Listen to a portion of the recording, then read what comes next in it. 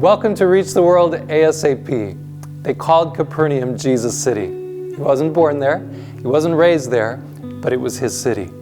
Was it because he could watch the sunrise over the Sea of Galilee and wait along the shore, talk with his Father in heaven in the beauty of nature?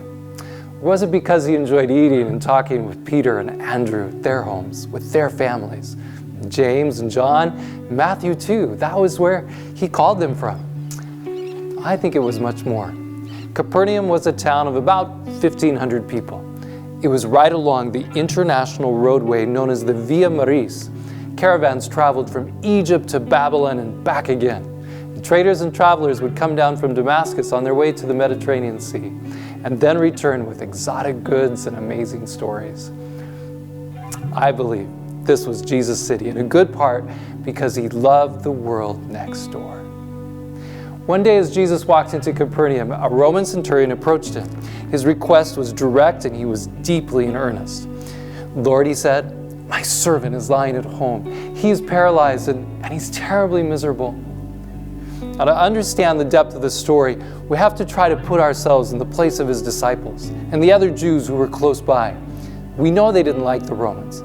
Can we really imagine what it's like to live under an oppressive government, a foreign regime that was oppressive?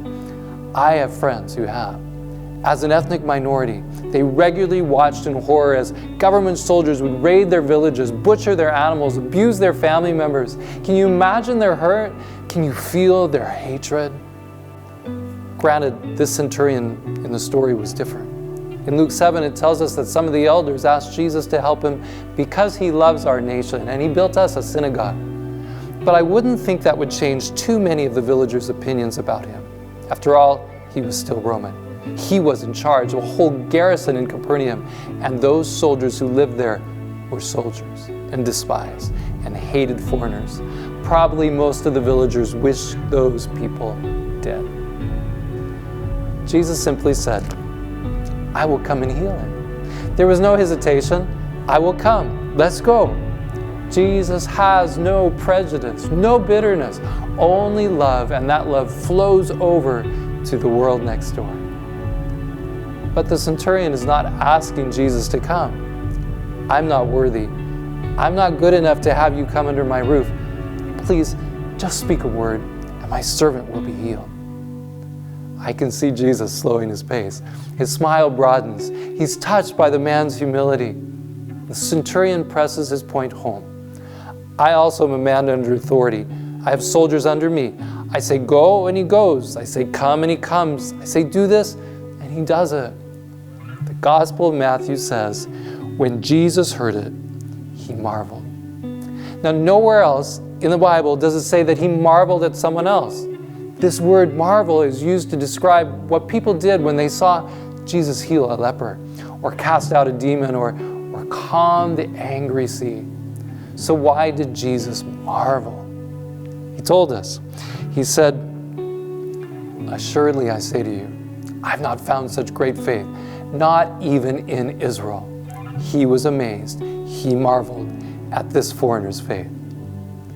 Well, what was so impressive about it? The centurion believed that whatever Jesus said would come true. God is the creator. He speaks and there is light, or a whole forest, or a huge mountain. The Roman believed in the power of Jesus' word. This is the faith we need. We need to fully trust his promises. He has the power to solve any problem we face. He can change any character flaw we struggle with, the thing in us that's paralyzed, that's unable to walk in obedience to him. Just speak the word, Jesus.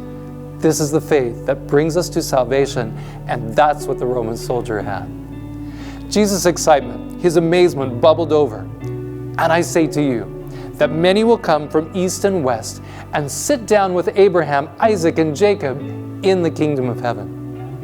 Jesus could picture a heavenly banquet table filled not just with a huge variety of food, but with a huge variety of guests, every kindred, tribe, and tongue. I'm sure pretty much everyone around bristled at those words. The kingdom of heaven's party was for their people, not the Romans, the Philistines, the Canaanites, the rest. And it was that very spirit that Jesus spoke to in his next words. But the sons of the kingdom, will be cast out into outer darkness. There will be weeping and gnashing of teeth. That's a heavy call. The sons of the kingdom, the very sons cast out. The warning is for us. We're the ones who sit in the pews every Sabbath. We're the ones with the Bibles and the theological books on our shelves. Do we love the world next door? Are we mingling among them, making friendships, eagerly watching for faith to spring up from one of them? Or do we also resent the foreigners, begrudge them, ignore them, sometimes just be afraid of them? Jesus invites us to see them as citizens of the kingdom of heaven in the making. He said there are going to be many from the east, like Iranians, the Gujarati, the Vietnamese. He said there's going to be many from the west, like the Irish and Moroccans and the El Salvadorians. Yes, from the east and the west, everyone's invited. They just need to believe that it's for them too. Go your way, Jesus said to the centurion. As you have believed, let it be done for you.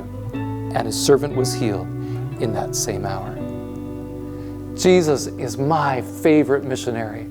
I love his heart for the immigrant, the refugee, the international student, the terrorist. I hope his word has touched your heart today. I hope you will be watching and praying for the centurion next door so that together we can reach the world ASAP.